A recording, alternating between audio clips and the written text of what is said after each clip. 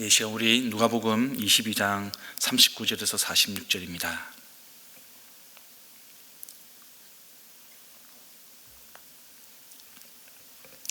우리 한 목소리로 함께 읽겠습니다. 22장 39절에서 46절 한 목소리로 합독합니다.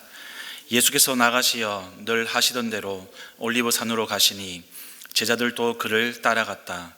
그곳에 이르러서 예수께서 제자들에게 말씀하시기를 시험에 빠지지 않도록 기도하여라 하신 뒤에 그들과 헤어져서 돌을 던져서 닿을 만한 거리에 가서 무릎을 꿇고 이렇게 기도하셨다. 아버지, 만일 아버지의 뜻이면 내게서 이 잔을 거두어 주십시오. 그러나 내 뜻대로 되게 하지 마시고 아버지의 뜻대로 되게 하여 주십시오. 그때 천사가 하늘로부터 그에게 나타나서 힘을 북돋워 드렸다. 예수께서 고뇌에 차서 더욱 간절히 기도하시니 땀이 핏방울같이 되어서 땅에 떨어졌다. 기도를 마치고 일어나 제자들에게로 와서 보시니 그들이 슬픔에 지쳐서 잠들어 있었다. 그래서 그들에게 말씀하셨다. 왜들 자고 있느냐? 시험에 빠지지 않도록 일어나서 기도하여라. 아멘. 예, 여러분, 오늘 이 본문의 장면은 예수님께서 올리브산이라고 하는 겟세마네 동산에 기도하시는 장면입니다. 이 겟세마네 동산은 이 올리브 이 산 자락에 위치해 있다고 합니다. 이 겟세마네라고 하는 단어의 뜻은 기름을 짜는 기구, 올리브 같은 기름을 짜는 기구를 일컫는 그런 단어입니다. 이 단어처럼 예수님께서는 오늘 겟세마네 동산에서 피 같은 땀을 쥐어 짜시며 기도를 하고 계십니다. 이 올리브산에서 기도하신 시간은 거의 밤 10시나 11시쯤 되었다, 이렇게 기록이 되어 있습니다. 이 본문은 우리가 이제 마태복음 26장 그리고 마가복음 14장과 함께 읽는 것이 좋습니다. 여러분, 이런 질문으로 우리가 말씀을 함께 시작하고자 합니다. 예수님은 굳이 기도를 하실 필요가 없는 분이신데요. 왜냐하면 그분은 하나님이시기 때문에 그렇습니다. 원래 그분은 성자 하나님이시죠. 그렇기 때문에 기도를 받으셔야 하는 분이시지 기도를 굳이 해야 하는 분은 아니신데 왜 그분은 기도를 하셨을까? 이렇게 기도를 하실 필요가 없는 삼위일체 하나님이신 예수님이 지금 기도를 하는 이유, 그것은 바로 성육신에 있습니다. 하나님이신 예수님이 바로 인간이 되셨기 때문에 그렇습니다. 예수님이 지금 기도를 하시는 것은요, 이 성자 하나님으로서 기도하시는 것이 아니라 인간이라는 그런 피조물의 옷을 입고 이 땅을 살아가는 완전한 인간 예수로서 지금 기도하시는 것입니다. 그래서 예수님의 이 기도는 우리가 절대로 놓쳐서는 안 되는 그런 모델이 되는 기도이기도 합니다. 그런데도 여러분, 우리는 너무나 쉽게, 너무나 가볍게 예수님이니까 그렇게 기도할 수 있는 거 아니겠어? 이렇게 말들을 하곤 합니다. 그렇지 않습니다. 예수님이니까 그렇게 기도할 수 있는 것이 아니라 반대로 예수님이 완전한 인간이기 때문에 그렇게 고뇌에 찬 기도를 하셨기 때문에 우리도 예수님의 기도 생활을 통해서 우리의 기도 생활을 돌아볼 수가 있는 겁니다. 아니, 돌아보아야만 하는 겁니다. 예수님이 그렇게 기도하셨기 때문에 그렇습니다. 예수님의 모습을 보면서 우리가 이 부분을 주목하기를 원합니다. 예수님이 늘 하시던 대로 기도를 하셨다는 겁니다. 개역개정은 습관을 따라 기도하셨다라고 그렇게 번역을 하고 있습니다. 여러분, 우리는 뭔가 문제가 생기고 어려움이 생기면 이 영적 돌파구가 필요하고 그 돌파구를 찾기 위해서 새벽 기도를 하고 금식 기도를 하고 작전 기도를 하고 특별한 기도를 드리는 경우가 많습니다. 그리고 그때 받은 은혜로 응답을 통해서 오래 기억하는 그런 경향들이 있습니다. 근데 여러분, 우리가 늘 평소에 하시던 대로 습관을 쫓아 기도하시는 예수님의 모습을 우리는 더 잘 기억해야 합니다. 그리고 그 모습을 본받아야 합니다. 어제 본문에서 누가 제일 큰가 제자들이 서로 다투는 모습이 등장합니다. 오늘도 제자들이 예수님이 기도하시는 동안에 깨어있지 못하고 잠든 모습을 보이고 있습니다. 예수님은 점점 십자가 길로 가까이 가는데 이 3년 동안 동고동락하고 있는 이 제자들은 오히려 그런 예수님과 영적으로 계속 어긋나고 있는 그런 모습을 보이고 있는 것이죠.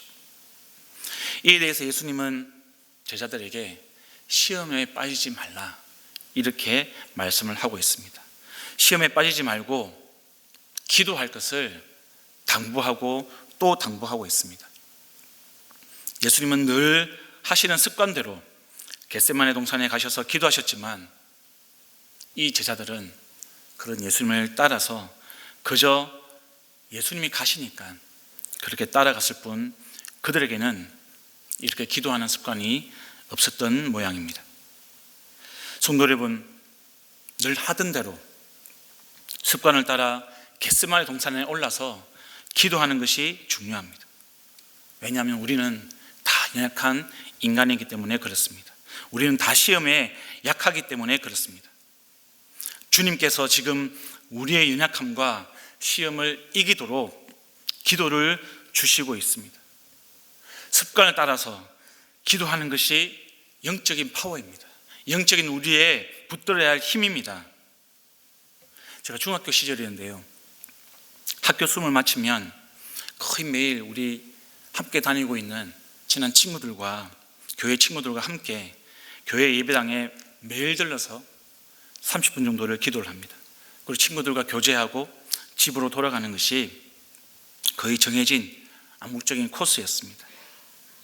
제가 살던 동네는요, 부산에서도 좀 낙후가 되어 있고 개발이 덜 된 공단 지역이었습니다. 우리 친구들 중에는 이 부모님이 맞벌이하는 그런 친구들이 많았고요, 학원도 거의 없었던 시절이었기 때문에 집에 가도 부모님이 계시지 않는 경우가 다반사였습니다. 그래서 주변에 보면 이 탈선한 친구들이 꽤 많았습니다. 술, 담배는 기본이었고요, 그보다도 더 심한 탈선도 많았습니다.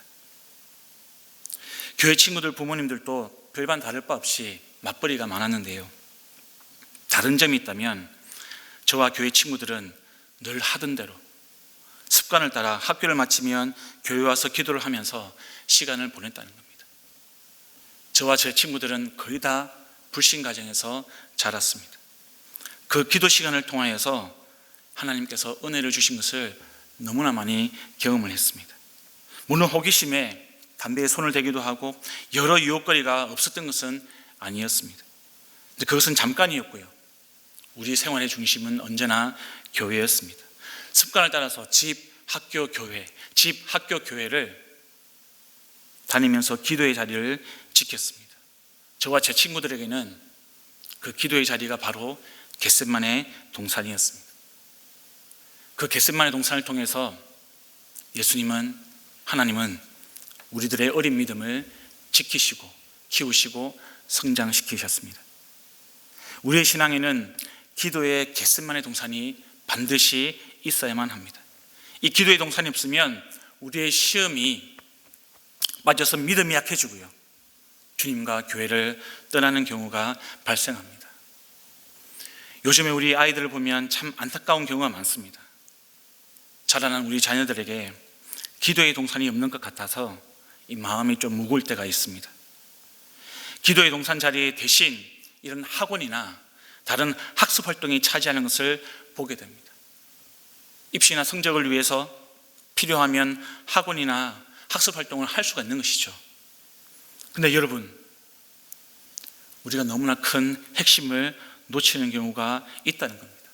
늘 하던 대로 습관을 따라 올라가는 기도의 동산이 먼저 있어야 되는데 그 자리에 학원이 자리하고 있는 것입니다.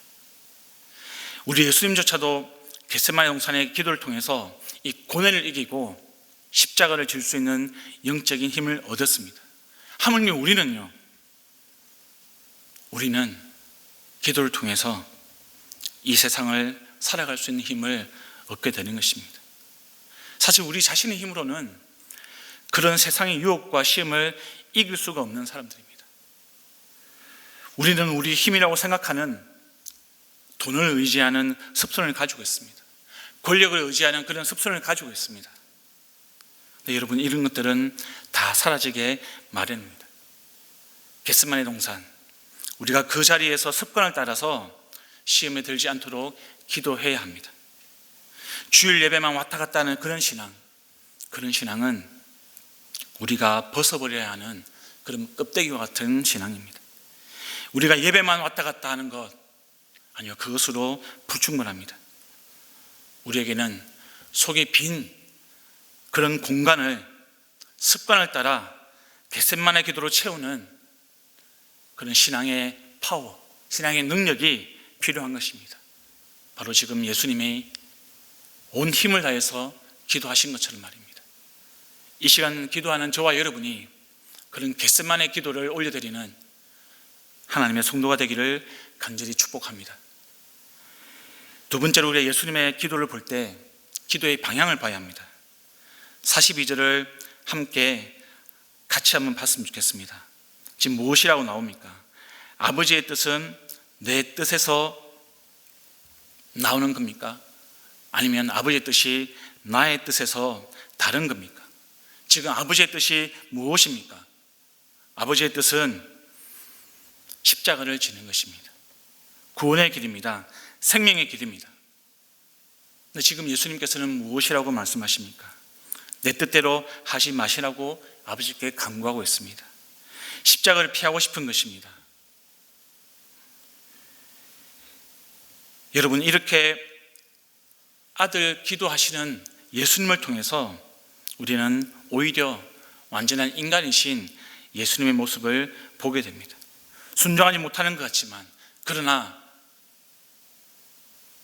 자신의 마음을 접고 아버지의 뜻을 구하고 있는 그런 예수님을 통해서 우리는 우리의 기도의 방향이 어디로 향해야 하는 것인가, 그것을 우리가 보고 배울 수 있는 것입니다. 예수님은 어쩌면 아버지와의 단절, 그런 버림받음에 대해서 마음이 아프셨을 겁니다. 근데 여러분, 예수님은 기도를 하시면서 당신보다 더 아파하시는 성부 하나님의 마음을 느끼는 겁니다. 그런 느낌과 그런 생각을 통해서, 그런 기도를 통해서 지금 예수님은 하나님 아버지와 교제하는 겁니다. 관계를 맺어가고 있는 것입니다. 예수님의 기도에 대한 응답으로 지금 천사가 하늘로부터 나타나서 예수님의 힘을 북돋아주고 있습니다. 이것이 무엇을 의미합니까? 나의 뜻을 꺾고 순종하면 하나님께서 능히 그 길을 걸어갈 수 있는, 고난의 길을 갈 수 있도록 도와주시는 것, 내 힘으로 할 수 없는 것입니다. 하나님의 나라는 우리의 힘으로 이룰 수가 없는 것입니다. 하나님께서 우리가 그 길을 갈 수 있도록, 감당할 수 있도록 도와주실 때 우리가 그 길을 갈 수가 있는 것이죠. 여러분, 요즘 우리 교회가 아파간 기여자들 가정들을 한국 정착을 돕고 있습니다. 돕고 있는데요, 참 문제들이 쉽지 않습니다. 도울 때마다 힘든 일이 생깁니다. 그때마다 의문이 듭니다. 우리가 이렇게까지 이들을 도와야 하는 것인가? 근데 아무리 생각해도요, 기도할 때마다 느끼는 것은 하나님께서, 우리 아버지께서 그들을 우리 공동체 곁으로 보내신 이유가 있다는 겁니다. 그 뜻이 있다는 겁니다. 어제도 한 가정이 적응을 잘못해가지고 다른 지역으로, 바로 이 용인으로 이사를 했습니다. 이사하는 가정이 녹록지 않았습니다.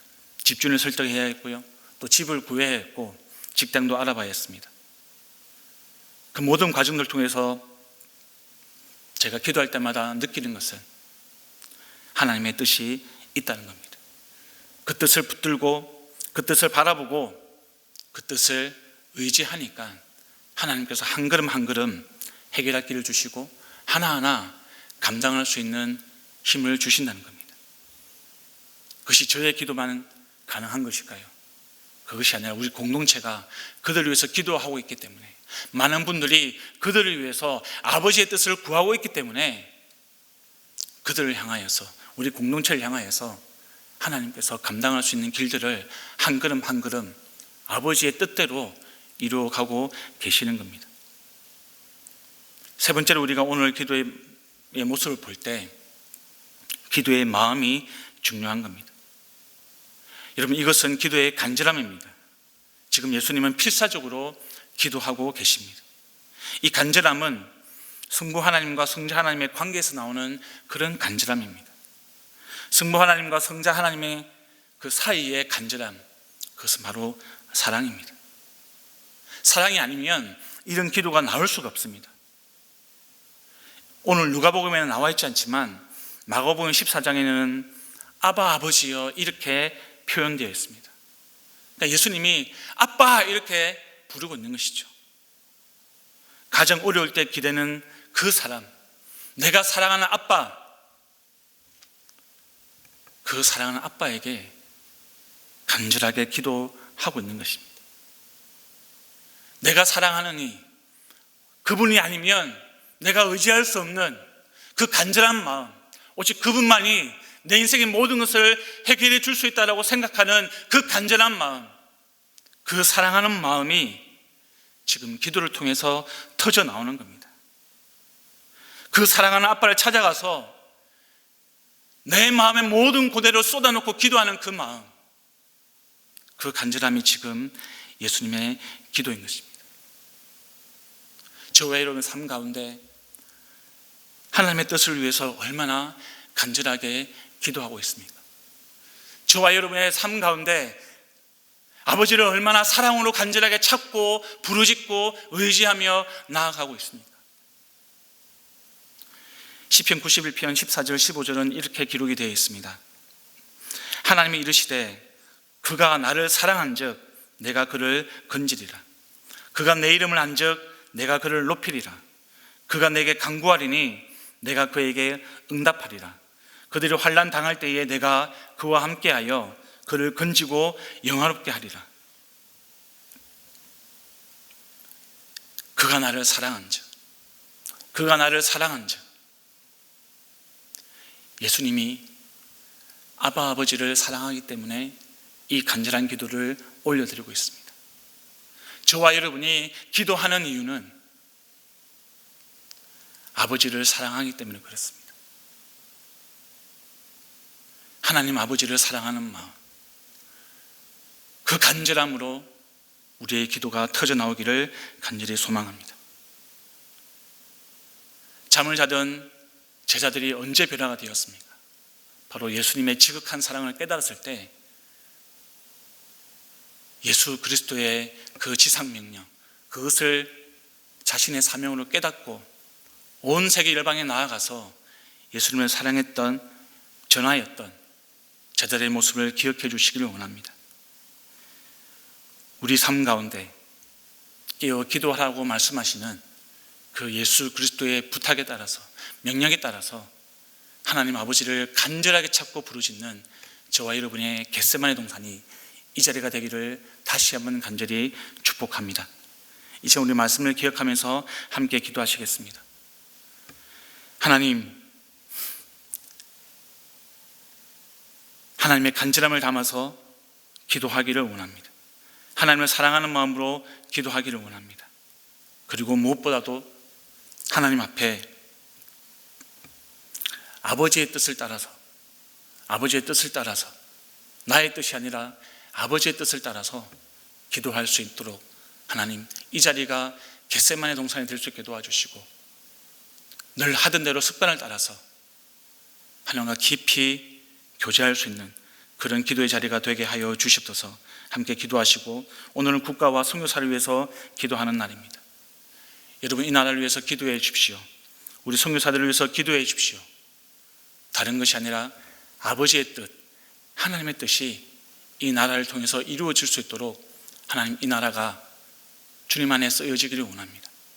우리 선교사님들이 수고하고 헌신하고 주의 말씀을 전할 때에 바로 아버지의 뜻이 이룰 수 있도록, 하나님의 나라가 이루어질 수 있도록 하나님 도와주시옵소서.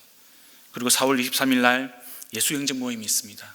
예수 영접 모임을 통해서 하나님이 역사하시는 그 시간이 되기를 원합니다.